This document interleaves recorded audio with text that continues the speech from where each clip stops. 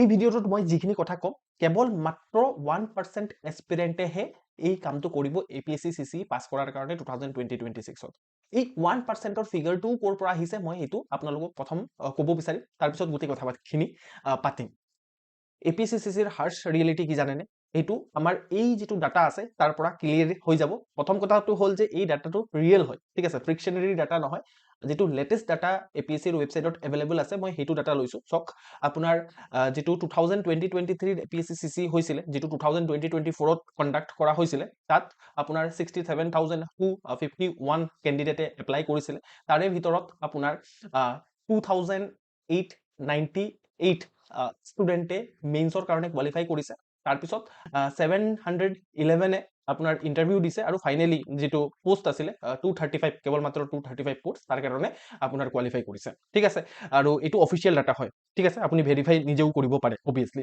তো আমি যদি সাকসেস ৰেট ক্যালকুলেট কৰো তেতিয়া হলে আপুনি সক মানে 235 টা হে সিলেক্ট হৈছে কিন্তু এপ্লাই কিমান কৰিছিল 67251 ক্যান্ডিডেটে তো সাকসেস ৰেট ইনফেক্ট 1% ও নহয় ঠিক আছে 0.35% right so 1% ও নহয় দেন অলসো মই 1% কিহৰ কাৰণে কৈ আছো বিকজ সক মানে ইয়াতো বহুতখিনি সিৰিয়াস এস্পিৰেন্ট নাই তো তাক মই যদি এলিমিনেট কৰি দিও তেতিয়া হলে মানে মোটামুটি 1% কথা আছে আৰু আপুনি মানে APSC CC ত সিলেক্ট হোৱাৰ কাৰণে হেতু কাৰণে মই কৈছো যে কেৱল মাত্ৰ কিছুমান ষ্টুডেন্ট হে আপোনাৰ APSC CC ত ক্লিয়াৰ কৰিব পাৰিব ঠিক আছে যিমান এপ্লাই নহওক কিয় 1% সাকসেস ৰেট হয় হেতু আৰু ওভাৰ দা ইয়াৰ্স দেখিবলৈ পোৱা গৈছে তো হেতুৰ কাৰণে আমি ভাল ধৰণে জানিব লাগিব যে APSC CC ত কি এক্স্যাক্টলি কৰিব লাগিব বা এই 1% জুনে এক্সামিনেশন ক্লিয়াৰ কৰে তেওঁলোকে এক্সট্ৰা কি কৰে এইটো কৰাৰ কাৰণে আমি প্ৰথম কথা হৈছে সাইন্টিফিক্যালি জানি লম যে বাকি 99% কি ভুল কৰে ঠিক আছে তো বাকি 99% যেটো ভুল কৰে হেতু আমি ভুল যদি নকৰো তেতিয়া হলে অবিয়াসলি আমি 1% ত আহি যাম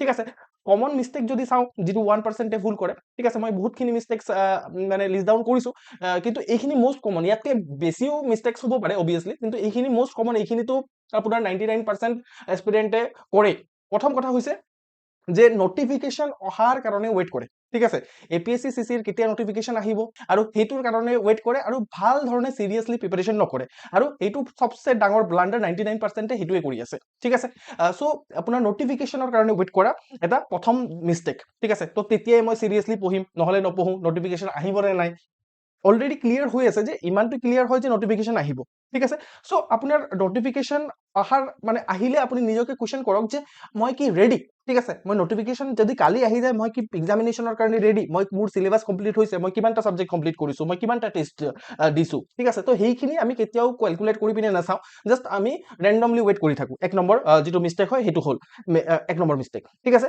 সেকেন্ড কথা হৈছে যে প্ৰিপাৰেচনো যদি স্টাৰ্ট কৰে নোটিফিকেশনৰ ওয়েট নকৰি পিনে যদি প্ৰিপাৰেচনো স্টাৰ্ট কৰে ইনফেক্ট কেৱল মাত্ৰ প্ৰিলিমছৰ কাৰণে প্ৰিপাৰেচন কৰে আপুনি এটো কথা ৰিয়েলাইজ কেতিয়াও নকৰে যে প্ৰিলিমছ কেৱল মাত্ৰ এটা কোৱালিফাইং ষ্টেজ হয় ঠিক আছে আলটিমেটলি মেইনছৰ মাৰ্ক যোগ হ'ব মেইনছ আৰু ইন্টাৰভিউ মিলাই পিনে আপোনাৰ মেৰিটছ বনিব আৰু সেই 235 ৰ ভিতৰত আহিব আপুনি ৰাইট সো কিন্তু সেই কথা নাভাবি পিনে আমি কেৱল মাত্ৰ আমি ভাবো যে কেৱল প্ৰিলিমছ টো ক্লিয়াৰ কৰি লওছো ঠিক আছে এনেকুৱা ধৰণে ভাবো মানে এনেকে ভাবিলে নহব আমাৰ এটা হলিস্টিক যেটো এপ্ৰোচ আছে ইন্টিগ্ৰেটেড মেনাৰত প্ৰিলিমছ আৰু মেইনছক লৈ চলিব লাগিব যেটো সাবজেক্ট কমন আপোনাৰ প্ৰিলিমছ আৰু মেইনছত সেই সাবজেক্ট খিনি একেলগে কৰিব লাগিব ঠিক আছে মানে ইন্টিগ্ৰেটেড মেনাৰত কৰিব লাগিব এইখিনি কথা মই আগৰ ভিডিওবোৰতো কৈছো কিন্তু এটো মানে কোৱাৰ পিছতো মানুহে বুজি নাপায় যে ফাৰ্স্ট অফ অল ভাবে যে মই প্ৰিলিমছ ক্লিয়াৰ কৰিলো তাৰ পিছত দেখা যাব ঠিক আছে হেতুৱে মানুহৰ মাইন্ডসেট থাকে হেতু সেকেন্ড মিস্টেক আৰু হেতু কাৰণে 99% ত পৰি যায় কোনোবা ষ্টেজত আহি পিনে তাহাঁতি ফেইল হৈ যায় ঠিক আছে থাৰ্ড যেটো মিস্টেক হল যে আপোনাৰ এক সাবজেক্টৰ কাৰণে সেম সাবজেক্টৰ কাৰণে মাল্টিপল ৰিসোৰ্সেস ৰাখা ঠিক আছে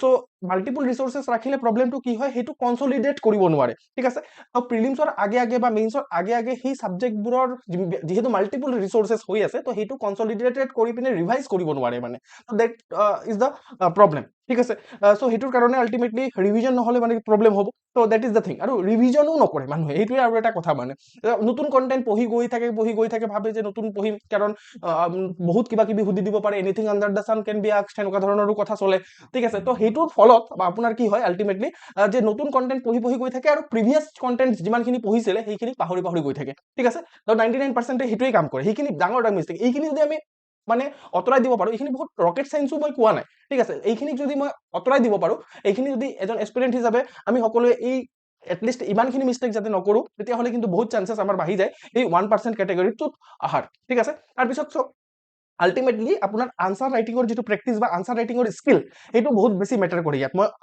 আগৰ ভিডিঅ'বোৰতো কৈছো যে এইটো ৰাইটিং স্কিল দৰকাৰ পৰিব ইয়াত। আপুনি জনা বেলেগ কথা, ঠিক আছে, আৰু লিখা, সেই জনা বস্তুটোক লিখা আৰু এটা ছেকেণ্ড কথা হয়, আৰু সেইটো বেছি ইম্পৰ্টেণ্ট, ঠিক আছে। বহুত এনেকুৱা ধৰণৰ এক্সপিৰিয়েঞ্চ মই দেখিছো যোনে আপোনাৰ পিছত গৈ পিনে অফিচাৰো হৈছে, তাহাঁতৰ ওচৰত মানে সিমান নলেজ নাই, ঠিক আছে। নলেজ এটা লিমিটেড ধৰণে আছে, কিন্তু সেই লিমিটেড নলেজটো প্ৰেজেন্ট কৰিব জানে। এইটো কিন্তু বহুত এনেকুৱা ধৰণৰ এক্সপিৰিয়েঞ্চ দেখিছো, বহুত জানে সি, ঠিক আছে, বহুত জানে, কিন্তু সেইটো ৰাইটিং স্কিল যিটো দৰকাৰ মানে APSC CC ক্লিয়াৰ কৰাৰ কাৰণে সেইটো নাই। আপুনি নিজে ভাবক আপুনি কিমান জানে সেইটো মেটাৰে নকৰে ইয়াত। আপুনি আল্টিমেটলি যদি জনা বস্তুটোক আপুনি পেপাৰত লৈ আনিব নোৱাৰিছে, তেতিয়াহ'লে তাৰ কোনো ভেলু নাই, ঠিক আছে। কাৰণ APSC ৰ এক্সামিনাৰে শুনিতো নাচাই ন আপোনাৰ ওচৰত কিমান নলেজ আছে, কিমান মানে কৰিব পাৰিব, কিমান কাম কৰিব পাৰিব, সেইটো একো নাচাই। জাষ্ট আপোনাৰ আনসাৰ শ্বিটটো চাব, ঠিক আছে। আনসাৰ শ্বিটটোত যদি আপোনাৰ ভাল নেদেখে তেওঁ অবভিয়াছলি আপোনাক মানে মিছজাজ কৰিব, আপোনাৰ ওচৰত মষ্ট প্ৰবেবলি নলেজ আছে কিন্তু আপুনি সেইটো প্ৰেজেন্ট কৰিব পৰা নাই, তেতিয়াহ'লে একো কাম নাই। সেইটো কাৰণে মই কৈছো যে আনসাৰ লিখিব পৰা স্কিল, ৰাইটিঙৰ যিটো স্কিল, সেইটো বহুত বেছি দৰকাৰ। আৰু সেইটোৰ ওপৰত গুৰুত্ব নিদিয়াৰ কাৰণে আমি কেৱল মাত্ৰ নলেজ কন্টেন্ট সেইবোৰৰ পিছফালে যোৱাৰ কাৰণে আল্টিমেটলি কি হয় যে আমি ৰাইটিং স্কিল যে মানে কৰিব নোৱাৰো, লিখিব নাজানো। তেতিয়া ফৰ এক্সাম্পল সৰু এটা কথা আপুনি জনা কথা, আপোনাৰ মই যদি এতিয়া কোনো আপুনি এই ভিডিঅ'টো শেষ কৰাৰ পিছত আপুনি যদি মোৰ কথা বিশ্বাস হোৱা নাই, এটা কাম কৰি চাব, ঠিক আছে। আপুনি নিজৰ বিষয়ে 10 লাইন লিখিব, ঠিক আছে। আপোনাক চব নিজৰ বিষয়ে কেতিয়াও APSC 10 লাইন লিখিবলৈ নকয়। আল্টিমেটলি বহুত মানে বেলেগ কমপ্লেক্স আৰু আপোনাৰ মাল্টি ডাইমেনশ্যনেল কুৱেশ্যনছ আমি APSC ৰ মেইনছত দেখিবলৈ পাওঁ। কথাটো হৈছে যে আমি নিজৰ বিষয়ে 10 লাইন লিখাৰ কাৰণে আমি ভাবিব লাগিব, ভাল ধৰণে লিখিব নোৱাৰিম, কৰি চাব সেইটো। সেইটো কাৰণে আল্টিমেটলি আমি ৰাইটিং স্কিলৰ কাৰণে সুকীয়াকৈ গুৰুত্ব দিয়াৰ মানে দৰকাৰ আছে, ঠিক আছে। আৰু সেই বুলি আপুনি ডেইলি আনসাৰ ৰাইটিং ষ্টাৰ্ট কৰি নিদিব, মানে নপঢ়া নেমেলাকে মানে বহুতে আনসাৰ ৰাইটিং কৰা মই দেখিবলৈ পাওঁ। আনসাৰ ৰাইটিঙৰ ওপৰত মই ডিছকাশ্যন কৰিম বাৰু কেতিয়াবা। বাট কথাটো হৈছে সেইটো যে আমি যদি মানে আনসাৰ ৰাইটিঙৰ ওপৰত বা এই আনসাৰ ৰাইটিং স্কিল বিল্ডিঙৰ ওপৰত যদি বেছিকৈ গুৰুত্ব নিদিওঁ, তেতিয়াহ'লে সেইটো ব্লাণ্ডাৰ হ'ব, আৰু এইটো বহুত ডাঙৰ এটা ব্লাণ্ডাৰ হয়, যাৰ ফলত আপুনি এক্সাম ক্লিয়াৰ নকৰিব পাৰে, ঠিক আছে। আৰু সেইটো বস্তু বহুত দেৰি পিছত আপোনাৰ ৰিয়েলাইজ হ'ব পাৰে কথাটো, ঠিক আছে। তাৰপিছত ছিক্স নম্বৰ মিষ্টেক হৈছে যে কনচিষ্টেঞ্চি নাথাকা, ঠিক আছে। এতিয়া জোচত আহি পিনে বহুত ষ্টুডেণ্ট আহে, ঠিক আছে। এতিয়া এই ভিডিঅ' চাই পিনে কোনোবাই জোচত আহি যাব পাৰে, তাৰপিছত বহুত ভিডিঅ' চাই পিনে আহে, কোনোবাই কাৰোবাক দেখি পালে সেইটোৰ ওপৰত জোচ আহে, কোনোবাই কিবা ফিল্ম চাই ল'লে, ঠিক আছে, 12 ফেল টাইপৰ ফিল্ম বা কেনেকুৱা ধৰণৰ কিবা শাদী মে জৰুৰ আনা টাইপৰ ফিল্ম চালে, আৰু সেনেকৈ আহি গ'ল পুৰা মই তো এতিয়া এক্সামিনেশ্যনৰ প্ৰিপেয়াৰ কৰিম, ঠিক আছে। কিন্তু সেইটো মটিভেশ্যন হ'লে নহ'ব, ঠিক আছে। সেইটো মটিভেশ্যন কেৱল মাত্ৰ খন্তেকীয়া বা 2 দিনৰ মটিভেশ্যন, সেইটোত কোনো কাম নাই। আল্টিমেটলি কনচিষ্টেঞ্চি যদি নাথাকে নহয়, সেইটো এক্সামিনেশ্যনত পাৰফৰ্ম মানে কৰা বহুত ডিফিকাল্ট কথা, ৰাইট। ইয়াত আপোনাৰ এটা এটেম্পটত নহ'বও পাৰে, ঠিক আছে, হ'বও পাৰে, মানে এইখিনি যদি মিষ্টেক নকৰে মষ্ট প্ৰবেবলি চান্সেছ আছে যে আপুনি 1%ৰ কেটেগৰীত আহি যাব আৰু সেনেকৈ এক্সাম ক্লিয়াৰ কৰি লৈ যাব। বাট নহ'ব পাৰে, নহ'লেও আপোনাৰ মানে কনচিষ্টেণ্টলি কৰাৰ আৰু এবছৰ দিয়াৰ বা আৰু এবছৰ দিয়াৰ কাৰণে যিটো মানে বেকগ্ৰাউণ্ডত প্ৰিপাৰেশ্যন কৰাৰ দৰকাৰ, সেই প্ৰিপাৰেশ্যনটো থাকিব লাগে, ঠিক আছে। আৰু ইনফেক্ট ডে টু ডেটো, ঠিক আছে, আজি ধৰি লওক আপুনি 12 ঘণ্টা পঢ়িলে, ঠিক আছে, কালি যদি নপঢ়িলে তো তেতিয়াহ'লে সেই 12 ঘণ্টা পঢ়াৰ একো লাভ নহ'ল, বুজি পালে। কনচিষ্টেণ্টলি আমি যদি 6 to 7 আৱাৰকে আমি পঢ়ি থাকো, তেতিয়াহ'লে কিন্তু আমাৰ এক্সামিনেশ্যন ক্লিয়াৰ কৰাৰ চান্সেছ বহুত বেছি বাঢ়ি যায়। কিন্তু এই কনচিষ্টেঞ্চি মানে যিটো মেইনটেইন কৰা, সেইটো বহুত ডিফিকাল্ট টাস্ক হয়, ঠিক আছে। চ' এইখিনি মানে মই বেছিভাগ এক্সপিৰিয়েণ্টকে দেখিবলৈ পাওঁ, বা মই নিজেও যেতিয়া এক্সপিৰিয়েণ্ট আছিলো তেতিয়াও এনেকুৱা ধৰণৰ মিষ্টেক্স মই কৰিছিলো, ঠিক আছে। এই মিষ্টেক্সবোৰ কৰাৰ ফলত আল্টিমেটলি মোৰ মানে এক্সাম ক্লিয়াৰ নহৈছিলে, ঠিক আছে। চ' এইখিনি যদি আপোনালোকে নকৰে, ঠিক আছে, নতুন এক্সপিৰিয়েণ্ট হিচাপে আপোনালোকে যদি এইখিনি মিষ্টেক্স নকৰে, তেতিয়াহ'লে অবভিয়াছলি আপোনাৰ ছাকচেছৰ চান্সেছ যিটো আছে সেইটো বেছি বাঢ়ি যাব। তো 1%ৰ যিটো চিক্ৰেট কি হয়, 1%ৰ চিক্ৰেট হৈছে যে প্ৰিপাৰেশ্যন এতিয়াই ষ্টাৰ্ট কৰক, ঠিক আছে, আজিয়ে প্ৰিপাৰেশ্যন ষ্টাৰ্ট কৰক, নটিফিকেশ্যনৰ ৱেইট নকৰিব। নটিফিকেশ্যনৰ অহাৰ সময়ত আহি যাব, কিন্তু আপুনি প্ৰিপেয়াৰ্ড হয় নে নহয় সেইটো প্ৰথমে এনচিয়ৰ কৰক, ঠিক আছে। মোৰ প্ৰথম এডভাইচ বা 1% চিক্ৰেট হৈছে এইটো, ঠিক আছে।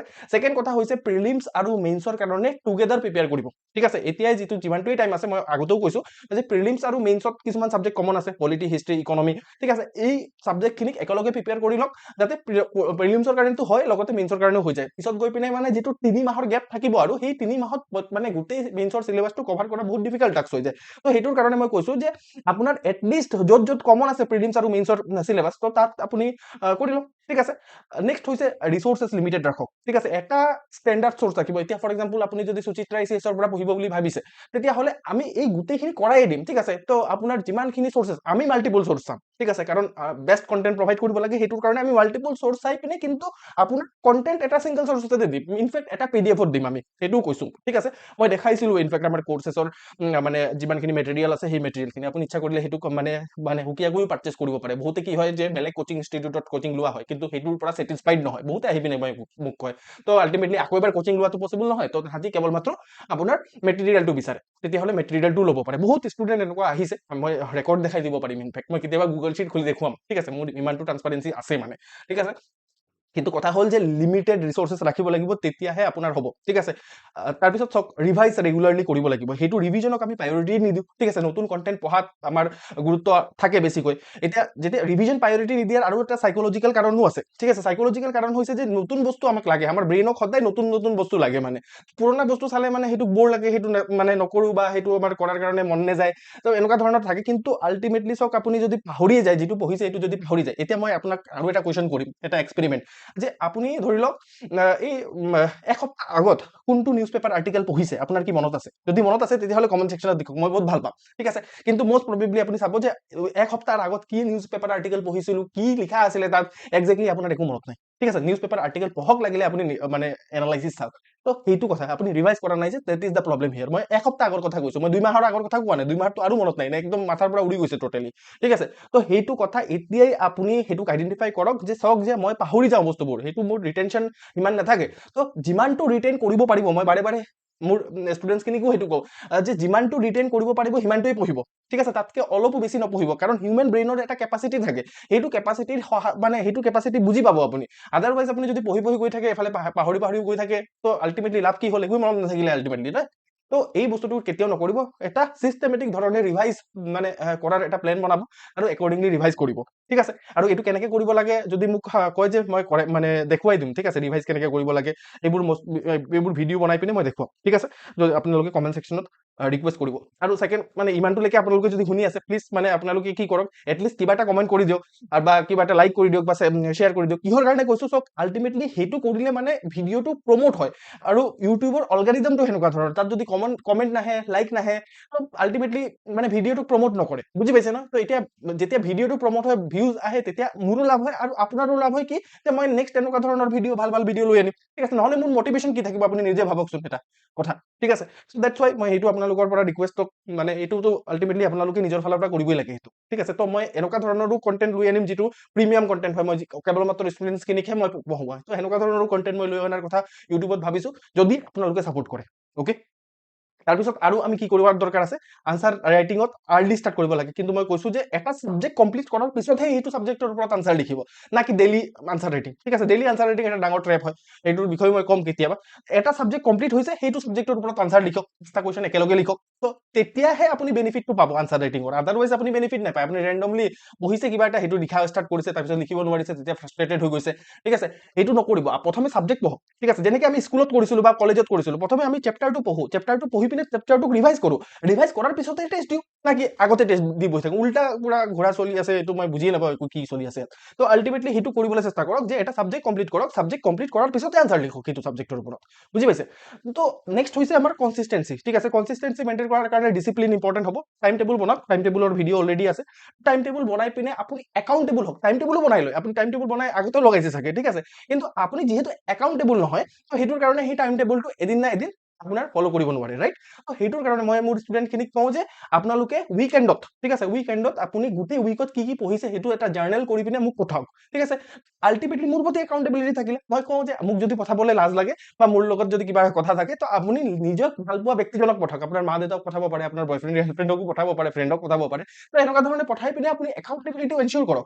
একাউণ্টেবিলিটি এনশ্যোৰ কৰিলে আপুনি পঢ়িবই মানে। তো নহ'লে মানে ভাবিব নহয় মোক কোনোবাই চাই আছে, তো আল্টিমেটলি মই পঢ়াৰ দৰকাৰ আছে। এদিন নপঢ়িলে মানে আপুনি নিজৰ গিল্টি ফিলিং হোৱাটো ষ্টাৰ্ট হ'ব মানে। তো সেইটোৰ কাৰণে এনেকে কনচিষ্টেঞ্চি মেইনটেইন কৰিব পাৰে আপোনালোকে, বুজি পালে নে? চ' দেট ইজ দ্য থিং। আৰু এই গোটেইখিনি যিমানখিনি কথা ক'লো মই, ঠিক আছে, এইখিনি মই নিজে গাইড কৰি পিনে আপোনালোকক মই মোৰ কৰ্চেছৰ সহায়ত পঢ়াওঁ। যেনেকৈ ফাউণ্ডেশ্যন কৰ্চৰ যিটো নতুন বেচ আছে সেইটো 8 ফেব্ৰুৱাৰীৰ পৰা ষ্টাৰ্টো হ'বলগীয়া আছে। এতিয়া ফৰ এক্সাম্পল বহুতে এইটো ভিডিঅ' 8 ফেব্ৰুৱাৰীৰ পিছতো চাব পাৰে, ঠিক আছে। তো সেইটো সময়ত আমাৰ কি হয়, সেইটোৰো মানে প্ৰভিজনছ আছে। এতিয়া এইখিনি আপুনি ৰেকৰ্ডেড ফৰ্মেটত পাই যাব, আৰু ৰেকৰ্ডেড ফৰ্মেটত পালে উল্টা ভালে 1.5x স্পীডত চাই পিনে 2x স্পীডত চাই পিনেও আপুনি ক্লাছেছবোৰ কভাৰ কৰিব পাৰে, ঠিক আছে। কিন্তু 2x মানে 2xতকৈ মই প্ৰিফাৰ নকৰোঁ, 1.5xত ঠিক আছে আৰু, কাৰণ আল্টিমেটলি মাথাত সোমাবও লাগিব কথাবোৰ, ঠিক আছে। চ' ফাউণ্ডেশ্যন কৰ্চত আমি গোটেইখিনি বস্তু আমি কৰাই দিম, ঠিক আছে, প্ৰিলিমছ মেইনছ ইণ্টাৰভিউৰ পইণ্ট অফ ভিউৰ পৰা। আৰু যদি ভাবিছে যে নহয় মই কেৱল মাত্ৰ প্ৰিলিমছৰ কাৰণে প্ৰিপেৰেশ্যন কৰিম, বা কোনোবাই আগতীয়াকৈ আগৰ মানে প্ৰিপেৰেশ্যন আছেই, ঠিক আছে, তো তাৰ মেইনছৰ প্ৰগ্ৰাম মানে মেইনছৰ যিখিনি আপোনাৰ কণ্টেণ্ট আছে সেইখিনি ব্ৰাছ আপ কৰিব বিচাৰিছে, সেইটো এডভান্স কৰ্চ হয় মেইনছত, ঠিক আছে। বা আপুনি কেৱল মাত্ৰ মেটেৰিয়েল বিচাৰিছে, চব মডুল ৱাইজত কৰ্চ পাব। ফৰ এক্সাম্পল এথিক্স আছে আৰু আপোনাৰ GS পেপাৰ 5 বিচাৰিছে, চব বস্তু ইয়াতে পাব। আপোনালোকে জাষ্ট সেই আৰু এই নাম্বাৰটোত কণ্টেক্ট কৰিলেও হ'ল, বা ডেছক্ৰিপশ্যন বক্সতো নাম্বাৰ দিয়া থাকিব, সেইটোত কণ্টেক্ট কৰিলে আপোনালোকে ধুনীয়াকৈ এই কৰ্চেছবোৰৰ বিষয়ে বিতংকৈ জানিব পাৰিব, ঠিক আছে। চ' আজিলৈ ইমানে। Thank you so' much.